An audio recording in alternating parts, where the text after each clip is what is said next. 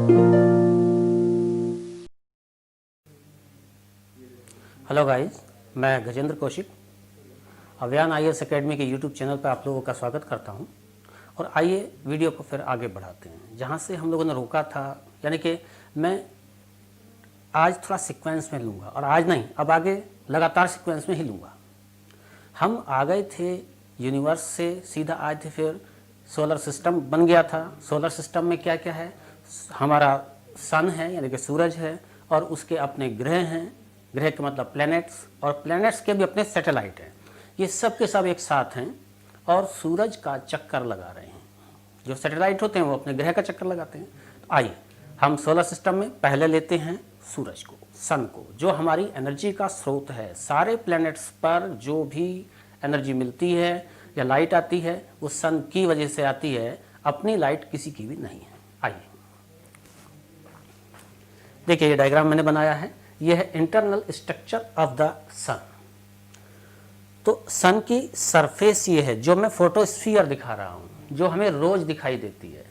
तो अगर हम सन की सरफेस से नीचे की तरफ जा रहे हों, यानी कि उसके रेडियस की तरफ जा रहे हों, तो पहले आएगा कॉन्वेक्टिव जोन यानी कि संवहन मेखला आएगी। उसके नीचे है रेडिएटिव जोन यानी कि विकिरण मेखला होगी, और केंद्र में कोर होगा। जैसे ग्रहों में भी हम पढ़ेंगे, प्लैनेट्स में भी पढ़ेंगे। इस कोर का टेम्परेचर 15 मिलियन डिग्री सेंटीग्रेड यानी कि 1.5 करोड़ डिग्री सेंटीग्रेड है। यहाँ पर हाइड्रोजन गैस हीलियम में कन्वर्ट हो रही होती है, यानी कि नाभिकीय संलयन या न्यूक्लियर फ्यूजन हो रहा होता है। और वो न्यूक्लियर फ्यूजन ही किसी भी स्टार में, जैसा कि मैंने पहले ही बताया था, एनर्जी का स्रोत होता है। तो यहाँ से एनर्जी विकिरण जोन में, उसके बाद कॉन्वेक्टिव जोन में, और उसके बाद हमें यहाँ सरफेस पर चमक रही होती है। यही है प्रकाश मंडल या फोटोस्फीयर। इसके बाद थोड़ा सा चमक कम होगी। चमक कम का मतलब है कि ये क्रोमोस्फीयर होगी। फोटोस्फीयर के ऊपर क्रोमोस्फीयर, ये एक तरह से माना जाता है कि हमारे सन का वायुमंडल है।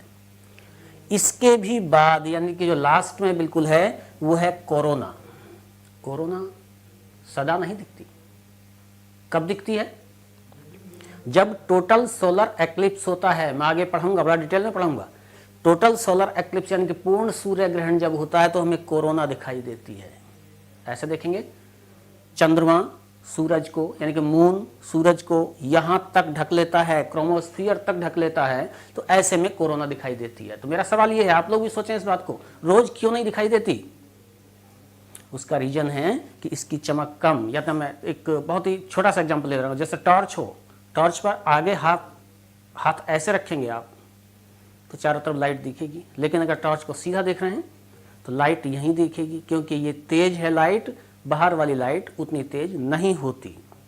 तो मेन लाइट को अगर रोक लेते हैं तो बाहर वाली लाइट दिख रही होती है। ये है कोरोना। खैर, प्री में कभी कभी पूछ लिया जाता है। आएंगे हम इसके बाद, देखेंगे सूरज के इस वक्त, सन के इस वक्त 8 प्लैनेट हैं। पहले 9 थे, लेकिन प्लूटो को हटा दिया गया है। हम लास्ट में इसे डिस्कस करेंगे क्यों हटा दिया गया, क्या वजह रही। तो ये सारे ग्रह इस तरह से लाइन में तो नहीं होते, सन के चारों ओर होते हैं और अपने अपने ऑर्बिट में यानी कि अपनी अपनी कक्षा में घूम रहे होते हैं। तो देखेंगे शुरू के 4 ग्रह जो होंगे, यानी कि मरकरी, वीनस, अर्थ और मार्स, ये इन्हें कहते हैं हम टेरेस्ट्रियल प्लैनेट या पार्थिव ग्रह। क्यों? क्योंकि इनकी प्रॉपर्टीज मिलती हैं अर्थ से, पृथ्वी से। क्या प्रॉपर्टीज हैं ऐसी? वो आकार छोटे होंगे, सॉलिड होंगे, और अपने एक्सिस पर रोटेट धीरे होंगे। ध्यान रखिएगा, अपने एक्सिस पर रोटेट धीरे होंगे, लेकिन कंपैरेटिवली सन के चारों ओर रिवॉल्व थोड़ा ज्यादा तेज करेंगे। क्यों? क्योंकि इनकी कक्षाएं या इनके जो ऑर्बिट हैं वो छोटे हैं कंपैरेटिवली किसके? जो बाहर की तरफ है।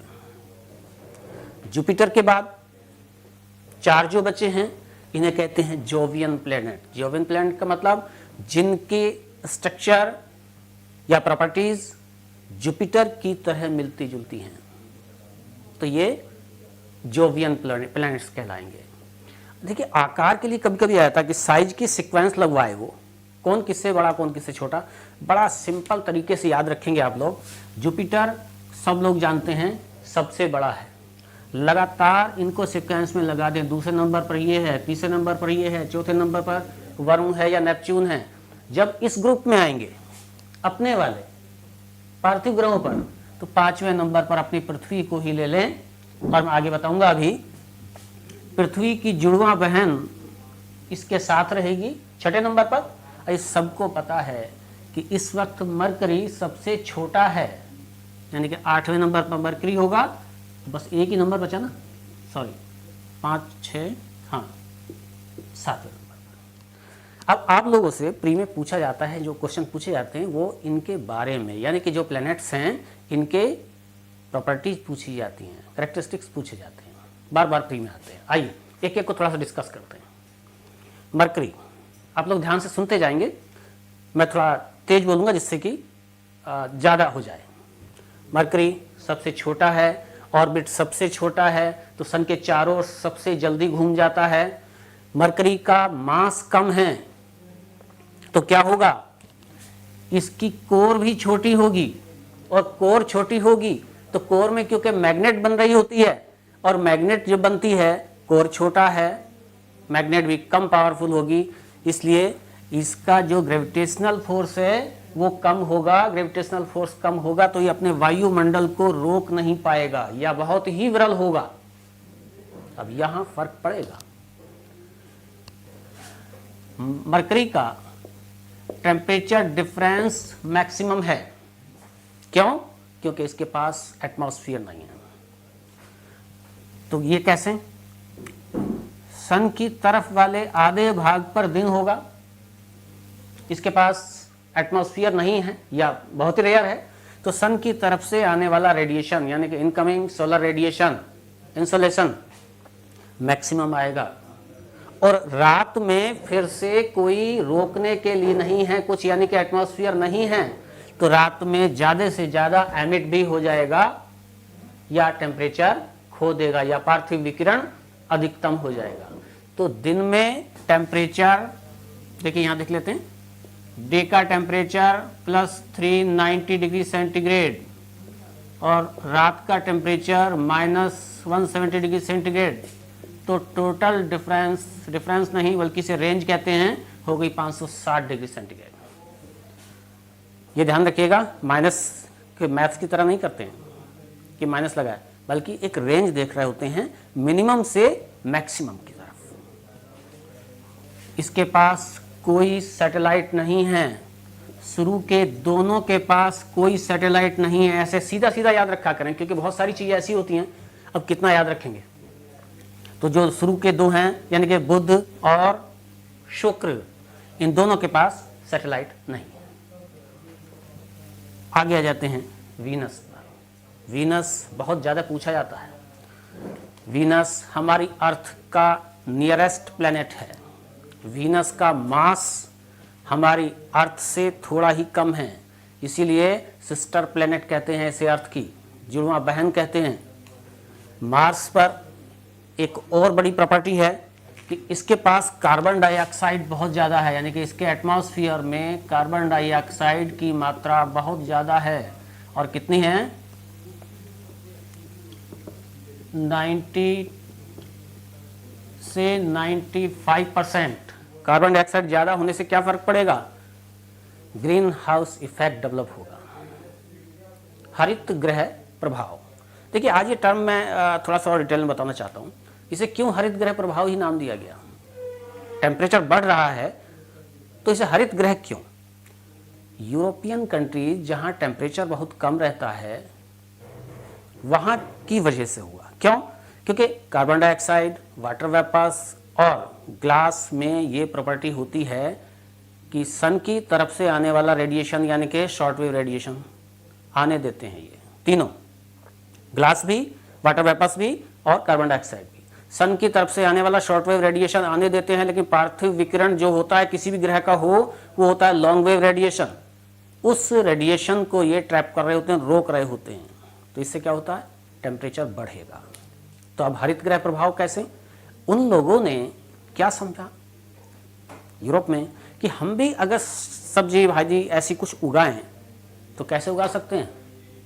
शीशे के घर बना लें। शीशे के घर बनाएंगे तो सन की तरफ से आने वाला रेडिएशन आएगा, लेकिन शीशे का घर क्योंकि बंद है, वो जितना चाहेंगे उतना ही खोलेंगे, उससे पार्थिव विकिरण ना के बराबर होगा या बहुत कम होगा।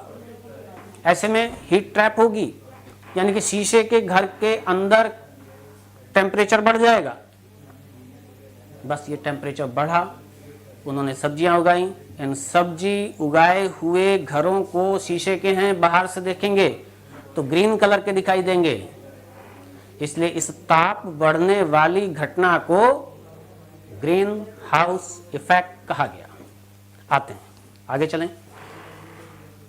वीनस की एक बड़ी खास बात यह भी है कि ये अपने एक्सिस पर एंटी क्लॉकवाइज नहीं बल्कि क्लॉकवाइज घूमता है। क्वेश्चन ऐसे सीधे नहीं बनते, वो ऐसे पूछेंगे कौन सा प्लैनेट है जिस पर सनराइज वेस्ट से होता है, क्योंकि जो भी प्लैनेट, जैसे हमारी अर्थ भी है, एंटी क्लॉकवाइज घूमते हैं तो सनराइज किधर से होता है? ईस्ट से होता है। मैं आगे समझाऊंगा पूरा डिटेल में।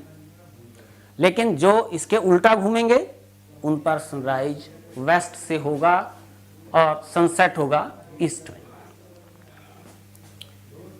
एक और बड़ी प्रॉपर्टी इसके नाम है, वो है कि इसे प्रेशर कुकर प्लैनेट भी कहते हैं। क्यों? कार्बन डाइऑक्साइड बहुत ज़्यादा है, भारी गैस है, भारी गैस होने की वजह से एटमॉस्फेरिक प्रेशर ज़्यादा है और ग्रीन हाउस इफेक्ट भी है। तो ऐसे में क्या होगा? प्रेशर भी ज़्यादा और टेम्परेचर भी ज़्यादा, जबकि जनरली ऐसे नहीं हो सकता, नेचुरली नहीं हो सकता। टेम्परेचर ज़्यादा होता है तो प्रेशर कम होता है। हाँ, प्रेशर कुकर में क्योंकि वो आर्टिफिशियल है, हम लोगों ने बनाया है, उसमें प्रेशर भी ज़्यादा होता है और टेम्परेचर भी ज़्यादा होता है। इसलिए ऐसी घटना जहाँ पाई जा रही है उसे प्रेशर कुकर प्लैनेट भी कहते हैं। ये मैंने अभी बताया था, अर्थ के बहुत करीब है, हमें रोज सुबह में दिखता है निकलता हुआ और शाम को छुपता हुआ भी दिखता है, इसलिए इसे मॉर्निंग एंड इवनिंग स्टार भी कहा जाता है। ऐसे आप कैरेक्टरिस्टिक्स इनके याद रखेंगे। आगे चलते हैं, अभी इसी का एक और देख लें। ये सबसे स्लो रोटेट हो रहा होता है, अपनी एक्सिस पर सबसे स्लो रोटेट होता है। रोटेट होने का मतलब सन के सामने अगर रोटेट हो रहे हैं ऐसे तो आधे भाग में दिन होता है उधर की तरफ, इधर की तरफ रात होती है। अब जब बहुत ही स्लो रोटेट होगा तो एक लंबे समय तक दिन बना रहेगा या लंबे समय तक रात बनी रहेगी। ये कितनी अवधि कितनी है, कितना टाइम होता है? ये 243 डेज में ये एक चक्कर अपनी एक्सिस पर लगाता है। डेज हमारे वाले डेज 24 घंटे वाले, 243 डेज में अपनी एक्सिस पर एक चक्कर पूरा करता है। तो क्वेश्चन ऐसे नहीं पूछा जाएगा, पूछा जाएगा सबसे बड़ा दिन किस ग्रह पर होता है? जो सबसे स्लो घूमेगा। सबसे छोटा किस पर होगा? जो सबसे तेज घूमेगा। इसलिए सबसे बड़ा दिन वीनस पर होता है, शुक्र पर होता है। इसके बाद हम आते हैं अपनी अर्थ पर। यहां से प्लैनेट्स के सैटेलाइट शुरू हो जाएंगे। हमारे पास एक चंद्रमा है, मार्स के पास 2 हैं और ऐसे नंबर वेरी करते जाएंगे। तब अर्थ के बारे में हम डिटेल पढ़ेंगे, मैं पहले ही बता दिया हूं, बहुत ज़्यादा इसी का रहेगा, ज्योग्राफी पढ़ेंगे क्या और। हाँ, मैं इसे रोक दे रहा हूं इसलिए कि अगले लेक्चर में मैं अर्थ को लूँगा और अर्थ पर ही कैसे दिन और रात होते हैं, कैसे सीजनल चेंजिंग होती हैं, ये सारी चीज़ें बड़ी डिटेल में लूँगा। लेकिन आज मैं इसे रोक करके मार्स पर आ रहा हूँ, क्योंकि जल्दी से हम इन्हें पूरा कर दें, उसके बाद फिर अर्थ पे आएंगे। मार्स के 2 सैटेलाइट हैं, फोबोस, डीमोस, याद रखेंगे। मार्स की सतह यानी कि सरफेस पर आयरन ऑक्साइड अधिक है। आयरन ऑक्साइड अधिक होने से क्या होगा? ये कुछ रेडिश कलर का दिखाई देगा, इसीलिए इसे रेड प्लैनेट भी कहते हैं। आयरन ऑक्साइड सब जानते होंगे, जो जंग होता है, रस्टिंग जो होती है, यही आयरन ऑक्साइड है। और एक खास बात और भी है इसकी कि इसकी एक्सिस की टिल्टिंग 25 डिग्री है। हमारी कितनी है? 23.5, यानी कि आया हुआ क्वेश्चन है। हमारी एक्सिस की टिल्टिंग के लगभग बराबर टिल्टिंग मार्स की होती है। जुपिटर नेक्स्ट सबसे बड़ा, जैसा कि मैं बता चुका हूं, जुपिटर की खास बात इसकी एक्सेस बहुत ही कम टिल्ट है, यानी कि सबसे कम टिल्ट है, ओनली 3 डिग्री। इससे क्या फर्क पड़ता है अगले वीडियो में पढ़ाऊंगा पूरा डिटेल में, लेकिन अभी बता दे रहा हूं। 3 डिग्री अगर एक्सिस की टिल्टिंग है तो इसकी ट्रॉपिक ऑफ कैंसर यानी कि कर्क रेखा और मकर रेखा ट्रॉपिक ऑफ कैप्रिकॉर्न 3-3 डिग्री पर ही होंगी। और 3-3 डिग्री पर होने का मतलब है, या कितने भी डिग्री पर होने का मतलब है कि ट्रॉपिक ऑफ कैंसर और ट्रॉपिक ऑफ कैप्रिकॉर्न के बीच में ही सन की परपेंडिकुलर रेज रहती हैं। यानी कि सीजनल चेंजिंग के लिए हमें Tropic of Cancer, Tropic of Capricorn के बारे में डिटेल में पढ़ना है। तो जिसके 3 डिग्री पर ही दोनों हो रेखाएं, बड़ी प्रॉपर्टी आएगी निकल करके कि इस पर सीजनल चेंजिंग ना के बराबर होती है। समझ में आएगा ही नहीं कि सीजनल चेंजिंग कुछ हो रही है। एक और भी इसके पास बड़ी प्रॉपर्टी वो ये है कि इसके पास अपनी रेडियो एनर्जी है।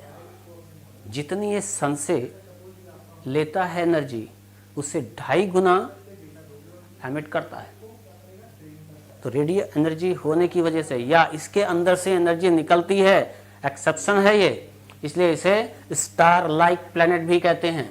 साइज बड़ा होने की वजह से नहीं, बल्कि एनर्जी ये भी अपने अंदर से बाहर निकालता है, इसलिए इसे स्टार लाइक प्लैनेट भी कहते हैं। दूसरी खास बात, ये लगभग 9 घंटे 50 मिनट में एक बार रोटेट हो जाता है, यानी कि इसका रोटेशन पीरियड सबसे कम है, या रोटेशनल मोशन सबसे तेज है। जैसा कि मैंने अभी बताया था, रोटेशनल मोशन तेज होगा तो दिन और रात छोटे होंगे। सबसे छोटा दिन किस पर होगा?